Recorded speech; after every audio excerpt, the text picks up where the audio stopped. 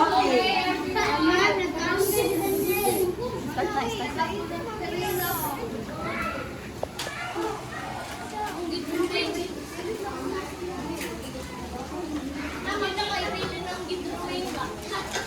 everybody settle down. Sit down na.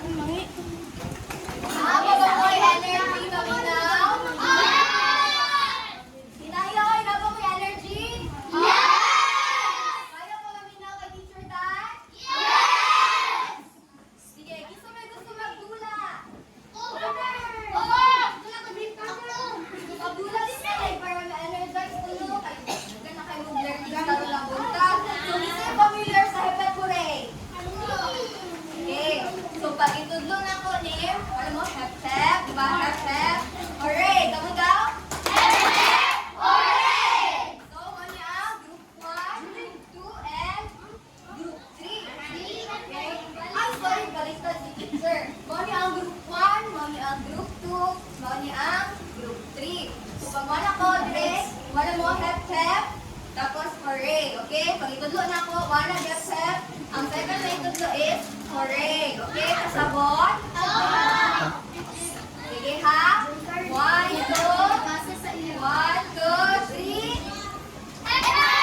Ay, wala. Hinay mo. Sige ha, dapat alam. Dapat hooray. Okay? 1, 2, 3. Last. Okay?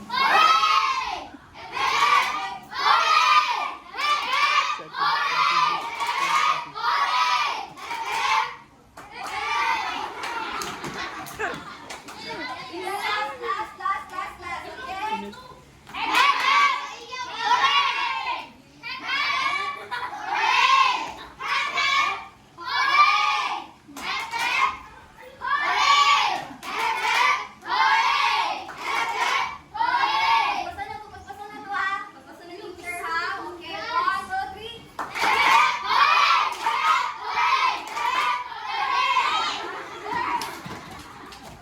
Okay, since alive naman mo na, so paminaw lang mo kay teacher. So ako di ay si Teacher Dan. Okay? Since ako, Teacher Dan! So diba sa classroom, mag-meeting yung first sa yung teacher. Wala ko, good morning na masawa, so mag-intro sa tanan. And wala mo, good morning Teacher Dan, good morning classmates. Mabuhay! Okay? Kasabot mo? Okay na yung nun? Pag wala ko, good morning. Ay, good morning ko ba? Good morning, Limasawa. Kasi yung nun? Good morning, Teacher Dan! Good morning, classmate! Mabuhay! Oo, sige, Ana. Pero dapat stand up mo, okay? So, okay, good morning, Limasawa. Good morning, Teacher Dan! Good morning, classmate! Mabuhay! Mabuhay! So, wala pa kayo mga salita sa akin. Wala na ako. So, karon atong topic, another topic, panggulo na ito na topic, guys. Naminaw mo dala ba? Okay, naminaw sila. Thank you. So, atong topic for this morning is, panggulo na ito na topic is, information processing.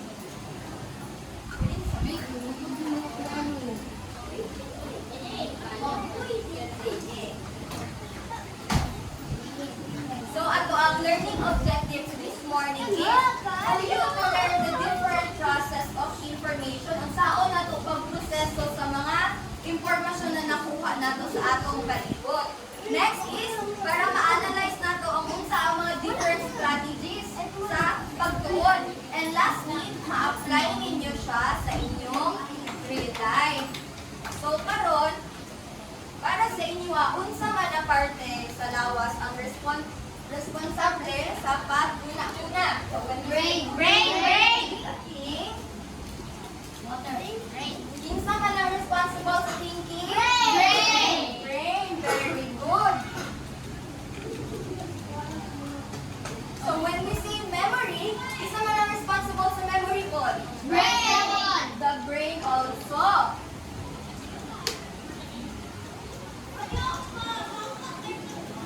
So, ayun. So, ang memory is the psychological process of acquiring ito yung pagkuha natin ng impormasyon, pag-store or pag-i-imbak. Kung naman ang pag-i-imbak, pag-give sa information. And also, pagbawi sa impormasyon. So, muna siya ang memory. Asa ang memory? Nasa brain. Sa brain. Very good. So, karon na ay stages of memory. So, ang pinaka-first stage is ang encoding. Ang encoding, pag magbuha ka og information. So, teacher, tanong sa mga example, aling, encoding, like, kung sa inyong ginabuhat karon, di ba, naminaw ko kay teacher? Isa naminaw kay teacher, hands up, gawin. So, kamo karon, nagakuha mo sa information, gikan sa ako, nagakuha mo learnings, gikan sa ako. Mo na ang first stage. I-encode ninyo siya sa inyo, huna-huna. Ipasulog ninyo sa inyong utok. Okay? What's ang first stage? Encoding. Encoding to.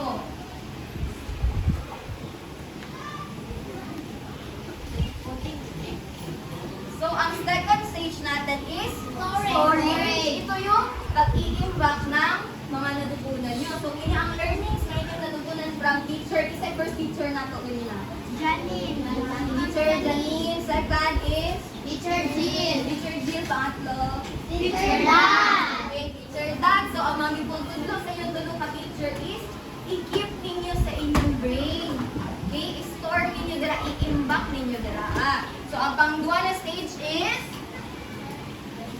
pangalawang stage. Storage.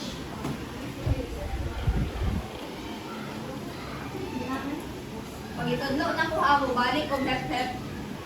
Pag-itudlo na ko, so dapat ang attention ninyo is natin. Okay, pag-itudlo na ko ang inyong kuhan, dapat wala mo, hep-hep. Okay? Kasabot? Ang pangalawang stage ay Storage. So ang pangatlo, di ba, i-encode mo, isulat mo sa imong utok, i-store mo sa imong utok. Ang pangatlo is i-retrieve mo, retrieval. Kuhaon mo ang imong learnings. Like for example, isulat mo imong learnings karon, nagbutok, kuhaon mo ang tanan, mabino ka kay Ma'am Dan, isulat mo sa imong huna-huna ang imong learnings. Sunod, i-store mo dito sa imong utok, di ba, ang imong mga learnings. So, ang pangtulo, i-retrieve mo, like for example, unya, dahil i-share din mo sa imong igsuon ang imong natunan. Di sa dali mga na-igsuon. Diba? O i-share ninyo later ang inyong learning sa inyong igsuon.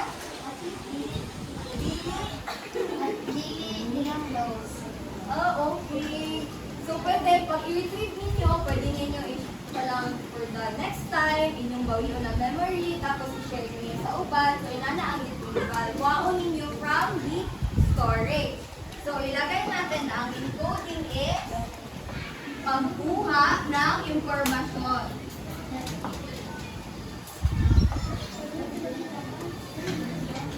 Pangalawa, storage, pag-i-imbak ng impormasyon.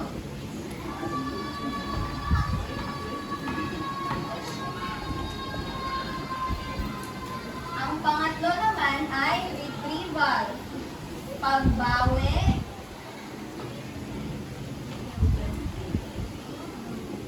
ng impormasyon. So, masabtan ninyo ang writing ni teacher? So, ang first daw, basahan daw, Dayana 2, basahan daw ang encoding. Kung saan encoding? Basag daw? Sab. Storage, grupo.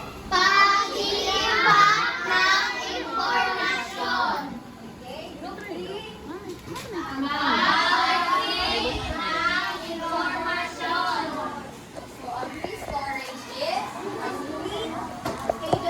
Di makita si Dan natin. Storage, retrieval. Okay lang ba? Encoding, storage, retrieval. Sabayan niyo daw si Mambe. Encoding, storage, retrieval. Last go, okay. So, ito na. Memorize na? Ikaw na ako, ha? Sige daw, last go daw. Una?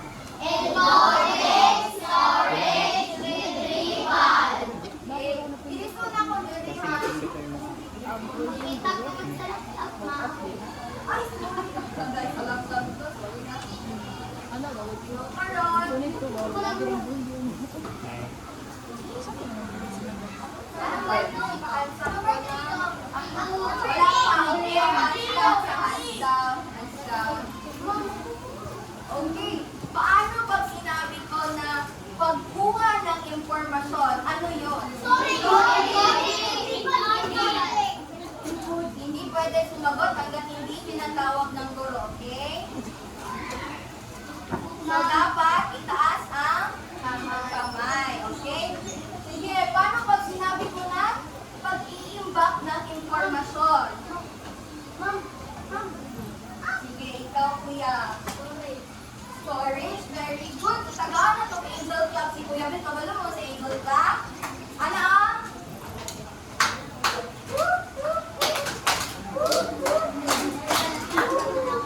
Na, Angel Club, okay?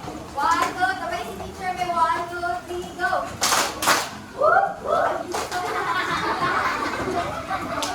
Ano ang?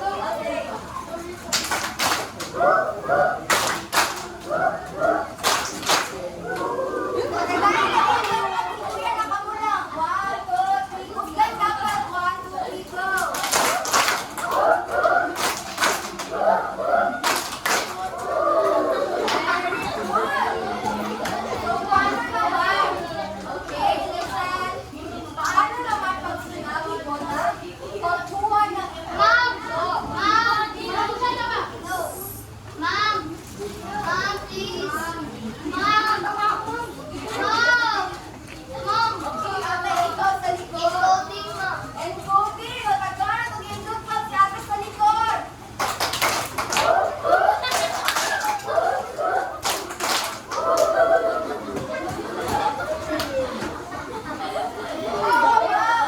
Magbawi ng impormasyon. Nananggilit ang sorya pa ako tawagan. Nananggilit ang tawagan niya, ma. Sir Dan, sige mo to ang nag-restampan. Ay, teacher! Retrieval, tagain o Angel Club si name. Fairfield. Tagaan ng Angel Club, okay? 1, 2, 3, go!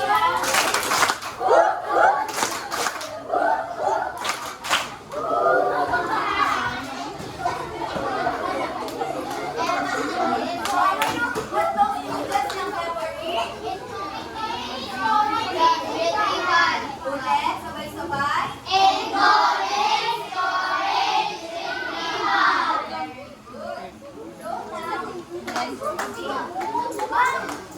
May iba't ibang pag-score pala ng memory. So, una, meron tayong implicit memory. This is memory that is purposely trying to remember. So, ito yung mga memory or information sa utak nyo na hindi ko na kailangan pag-isipan. Kaya na lamang na pag sinabi ko, anong memo? Alea. So, pinag-iisipan pa ba ni Alea kung ano pangalan niya? Hindi na. So, ganyan ang halimbawa ng implicit memory. Hindi mo na kailangan pag-isipan kasi automatic na siya sa'yo. Like, for example, sasabihin ko, anong pangalan ng nanay mo? Jaquel? So, pinag-isipan mo pa ba yung pangalan ng nanay niya? Hindi na. So, automatic na siya, no? So, unconsciously, nag-repeat na siya natin ang utak natin. Dahil din, na-expose na tayo sa mga baso. So, ngayon, ang kabaliktaran niya naman ay nakikinig ba ang lahat? Correct? Okay. Ang kabaliktaran niya naman ay ang explicit memory. So, ang explicit memory, ito naman yung memory na kailangan natin pag-isipan ng mabuti. Kagaya na lamang ng pag mag-draw si, ano pangalan mo? Gabriel. Pag mag-draw si Gabriel ng mga mahihirap na drawing, so pinag-iisipan niya ba yan o hindi? So, ayun ang halimbawa ng explicit memory. Kung wari nagbibigay ng exam si Ma'am Leslie, so pinag-iisipan niyo ba yung exam or hindi? So, isa yun sa halimbawa na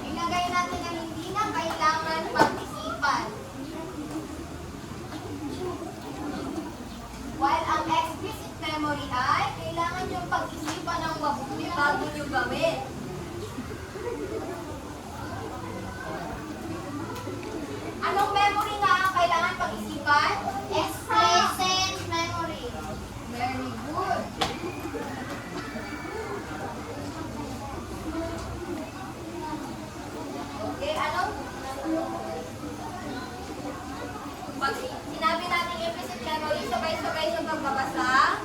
Hindi na kailangan mag-isipan. Mag-explicit? Kailangan mag-isipan. So, magbibigay ako ng mga scenario sa inyo. Tapos sasabihin nyo ha, pag explicit or implicit ha. Okay.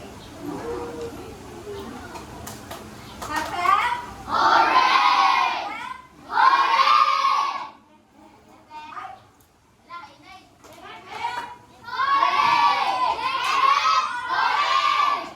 Good. Tingnan mo naman ang sarili nyo ha. Okay.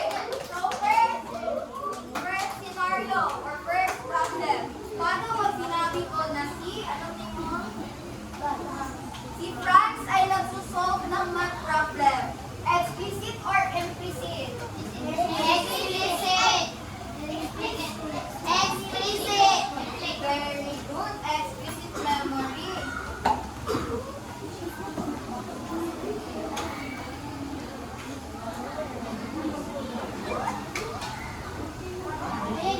Paano naman pag sinabi kong magtutoothbrush lang?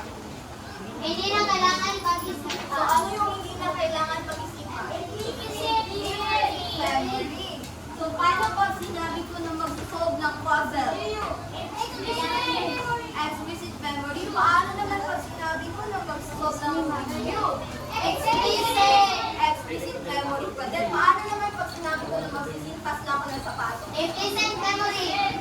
Implicit memory. Ang talino nyo naman. Sige daw, may Eagle Cup na, Ben. Very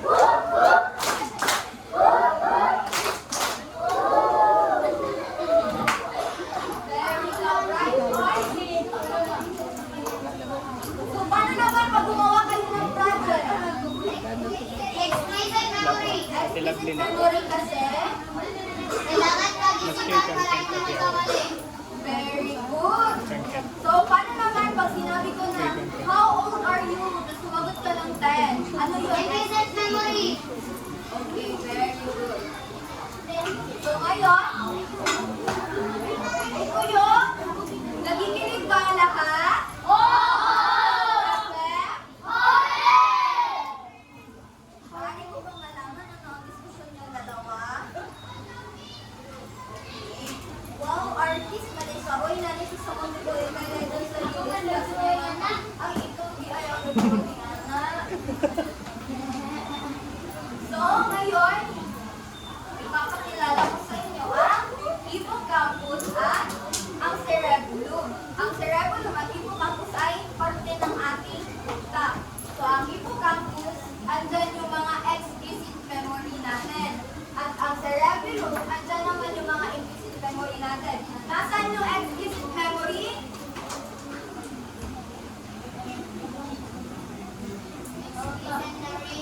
Ang explicit memory ay nasa hippocampus. Okay? Nasa hippocampus ang explicit memory. How about ang implicit memory? Nasa cerebellum. So, ganyan ang itsura ng ating brain. Nakakita nga ba mo picture sa brain? Brain cut like kailangan sa oral. So, yan na ang itsura sa brain. Tapos mo na, hippocampus. So, sa hippocampus, kung saan nasa hippocampus? Gusto na memory? Explicit, implicit. Implicit. Explicit. Explicit memory. Kung saan nasa hippocampus? Explicit memory. Ang nasa cerebellum, ano siya? Cerebellum. Kung saan nasa cerebellum? Implicit memory. Implicit memory. Very good. So ngayon, i-discuss na natin kung ano yung attention. Sa tingin nyo ba, nagbibigay kayo ng attention kay teacher ngayon? Ako. So yan ang attention. It is the ability to actively process specific information. Kagaya na lang ng ginagawa nyo ngayon. Binibigyan nyo ng attention si teacher. Kahit pa kanina, bilib ako sa attention nyo kayo. Kaya ninyo paminaw dun sa na from morning hanggang karon. So, attention is also a focusing of mental processes. So, meron tayong three types of attention. First is, everybody read. Sustained attention. Alternating attention. Selective attention. Okay, types of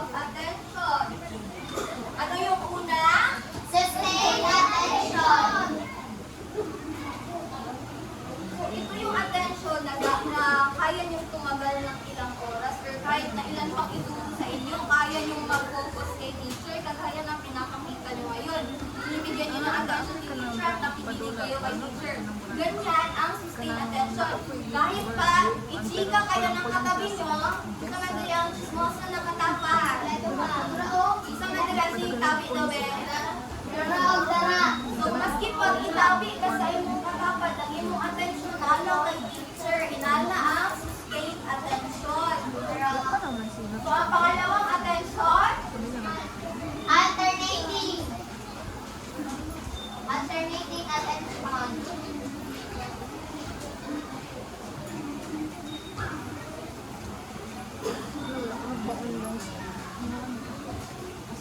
alternating attention. Ito naman yung attention na kaya niyo mag-multitask.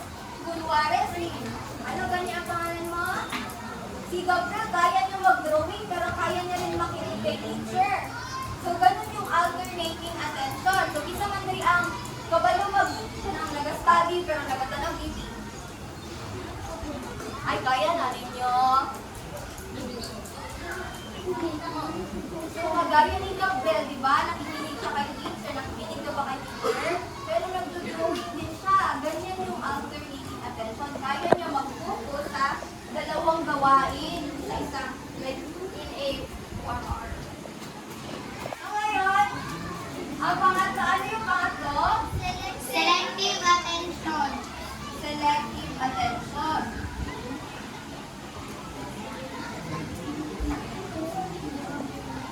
So, ito naman, yung dahil hindi niya kayang mag-focus lang sa isang task, is pumipili siya ng gagawin niya. For example, pinisi Kirby. So, si Kirby, nag-rubik siya pero naminaw siya kay teacher. At sa manina attention. Alternating attention. So, pag sinabi natin selective attention, pipili lang siya ng isa sa dalawang task kasi hindi niya kayang mag-multitask eh. Hindi niya kayang pagsabayin yung dalawa. So, pag sinabi kong sustain, ano nga yung sustain attention? Na nakikinig kayo. Effect? Correct! Effect? Correct! Effect! Correct! Effect! Correct! Effect! Correct! Effect! Correct! Effect! Correct! Pag sustain attention, ano nga yun? Kaya niyong mag-focus sa isang task ng matagal na oras, okay? Kagaya na lamang na ginagawa niyo yun. Pag-alternating, kaya na pagsabayin, kaya niya magdalawang task. Pag selective attention, Hindi kaya isa lang ang kaya na isang task lang yung kaya niya gawin. Very good. So ngayon, dahil ang attention ay focusing process din, bibigyan ko kayo ng picture. Tapos, sasabihin nyo kung ano yung nagbago. Okay, sit down. Sit down. Anong sinabi ko? Hindi pwede sumagot. Teacher Dan. Teacher Dan. Teacher Okay, Dan. tatawagin ko ha. Tatawagin ko. Teacher Dan. Sige, ano na lang po, mag-number na lang po na rin sa mga changes. Okay. So, unsa ang changes na napansin ninyo? Watermelon. Watermelon. Ay, hindi ko tawag ko nag-answer ako, nag-raise yung Teacher hand. Dan. Ikaw Kuya Kirby. Ang juice. Unsa ba? Teacher Dan. Teacher Dan. Ang ice cream. Asa mo na nabago sa ice cream? Ang color. Asa na yung color? Ano ba? Ice cream. Teacher Dan. Pangatlo. Teacher Dan. Sige, ikaw. Manatili dyan mo tawag sa ako ang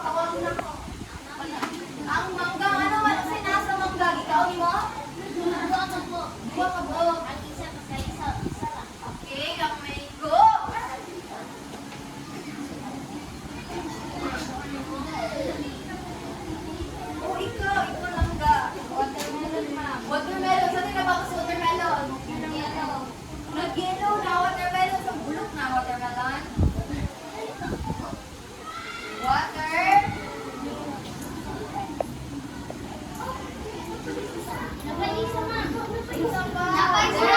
Napay dua. Napay dua. Napay dua. Napay dua. Kutina nga naman. Usutin na sa kutina. Love birthday.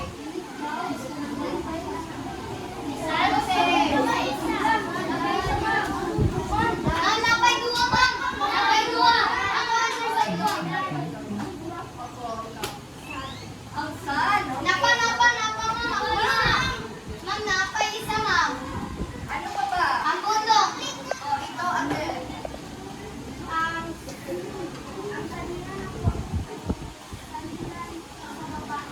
Ang sangina sa babae. Ano man? Ano may nabalo sa kanya?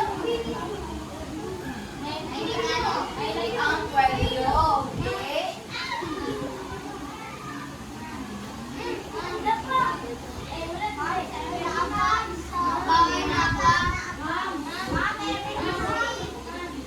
Ikaw, kuya. Saan po? Ang G? Ay, okay. Ang G.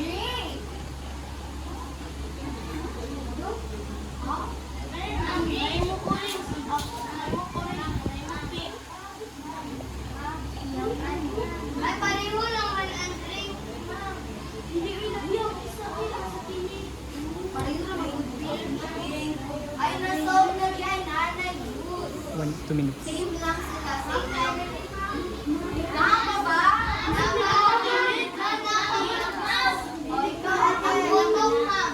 Ang bundok. Tama na ba ang bundok? Ako, sa likod. Ang mountain. Napa? Napa? Ito na, dali.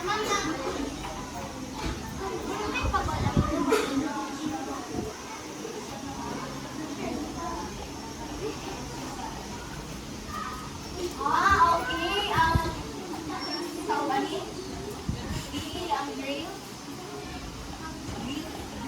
Grill. Ano grill sa bintana? Very good. Grabe, manaol. Ang sa pumala ka ka?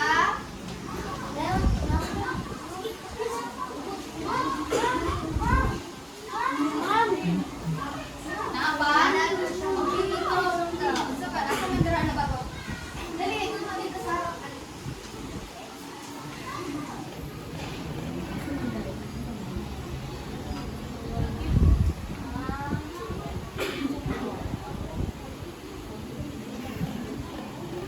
Ay, dali na lang. Okay. Kuya, ang watermelon. Na-answer na po ang watermelon. Nakapa ba?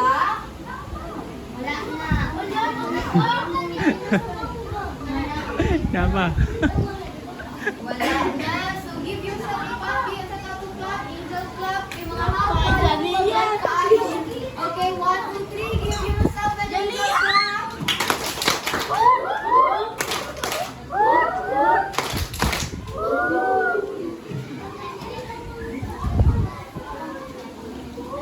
May mga tanong ba kayo? Kay Jordan? May mga bagay ba na hindi naiintindihan? Naiintindihan niyo ba ang topic natin? So ngayon, sino gusto maglaro? Lahat. Okay, okay, sit down. Grupo ko kayo dito. 30. Wala.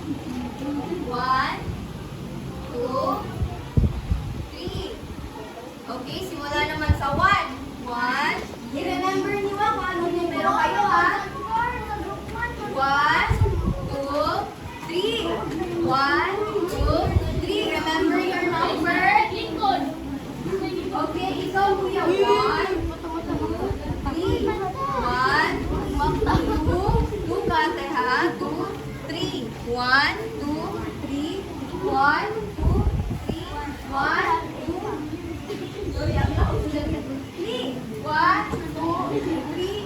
1, 2, 3. Okay, taas na. Ang taas kamay sa mga number 1. Number 1. Number 1. Dito kayo number 1 din sa harap. Harap ang number 1. Number 2.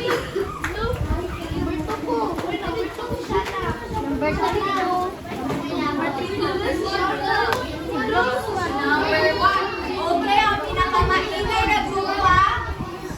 May minus ang pinakamaingay na grupo. Mama. Okay?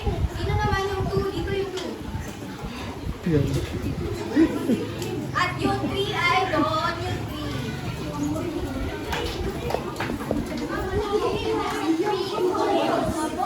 Ang pinakamaingay na grupo ay bibigyan ko ng maliit na puntos. Saan ba ang border nito? Saan yung number 3? Dito kayo. Okay, yung group 1. Mag-line kayo dito. Mag-line. Ay, wait lang. Diyan muna kayo. Magbibigay muna ng panuto si teacher. Panuto is instruction to. Paano nyo? Lalaroin. Nakikinig ba ang group 3? Opo! Efem? Hooray! Hooray!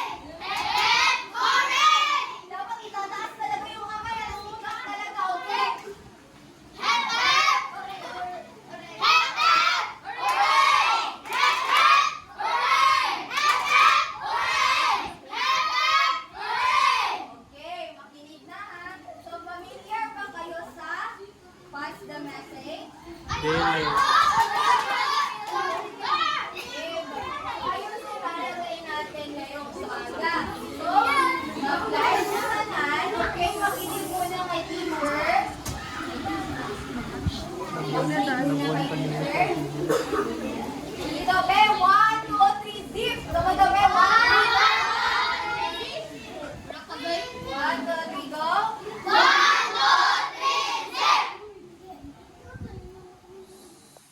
Okay. Very good. So ngayon, magbibigay ng tulong ng teacher. Pagalo naman mo sa pass the message, di ba? Hatag mo or pagpadala mo sa front of representative, tapos maghasap ng message si teacher. Tapos, i-relay ninyo sa inyong kauban or ipasa ninyo sa inyong kauban. Naiintindihan ba ang panuto? Okay, very good.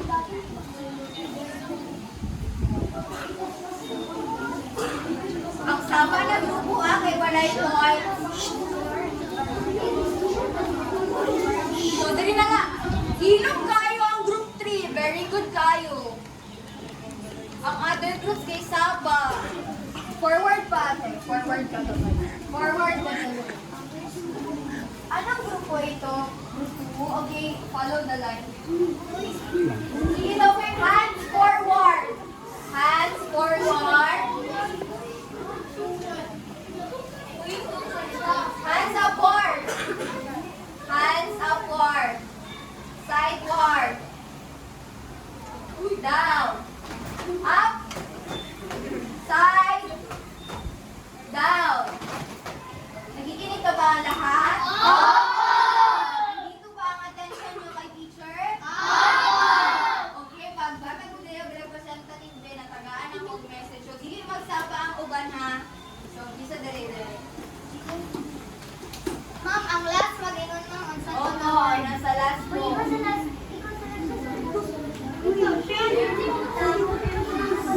Hoy! Row 1. Hinaya ang tingko. Ma'am, ano sa'yo, ma'am? Or diri alam, ma'am? Mga ito sa ako ah. Okay, ang pinakamaingay na grupo ay walang puntos. Okay.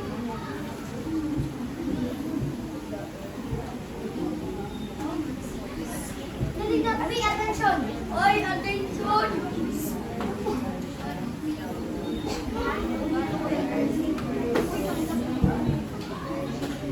Okay, 1, 2, 3, go!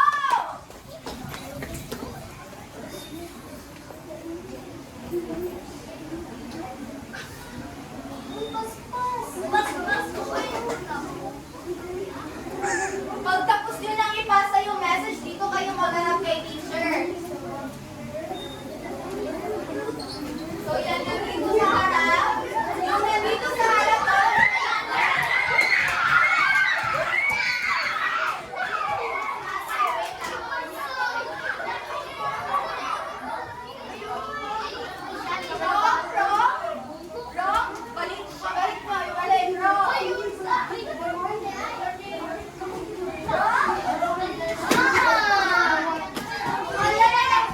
mo, yung alin, anong gusto ka? Hindi pwede, kailangan bumalik ka sa kulihan. Okay?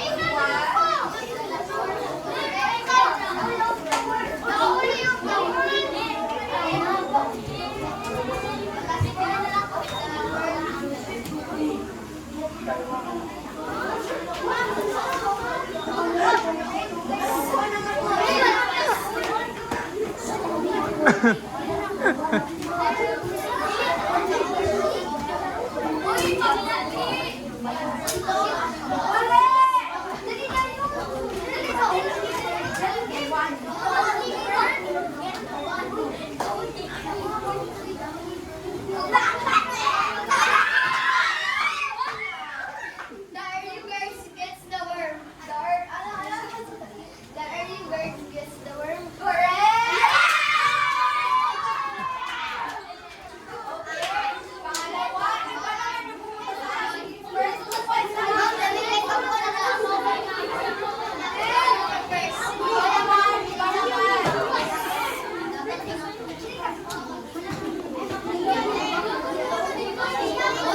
Uy, guys! Uy! Pwede mo ka, dili ko makatalik.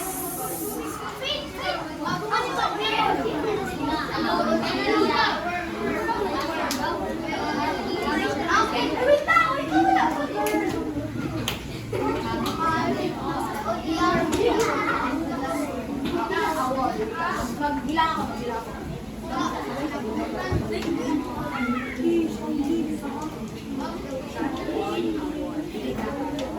Okay, magbilang si teacher ha. Nakalay naman. Forward din. Wala na nasa line. Oh. Okay. 1, 2, 3, go. Hinayan lang ha. Madungog-dungog yung inyong answer.